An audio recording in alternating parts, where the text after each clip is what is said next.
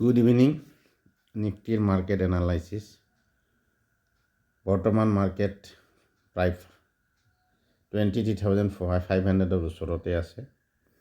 গতিকে আমি কাইলৈ ৰাতিপুৱা যদি 500 ক্ৰছ কৰে তেতিয়াহ'লে বুলিছ ভাবিম, আৰু যদি 400ৰ তলত নামে বিয়াৰিছ বুলি ভাবিম। বাকী মাৰ্কেটে কিছু ৰিকভাৰী কৰিবলৈ ট্ৰাই কৰি আছে।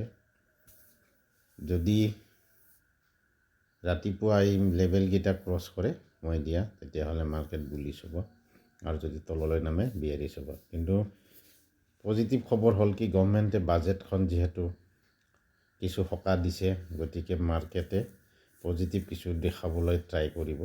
গতিকে মাৰ্কেট কিছু বুলিছ হোৱাৰ চান্স আছে। গতিকে ৰাতিপুৱা এঘণ্টা কেণ্ডেল চাই ট্ৰেড কৰিলে ট্ৰেড এটা পোৱা যাব। গতিকে সেই লেভেলকেইটা চাই কৰিলে হ'ল।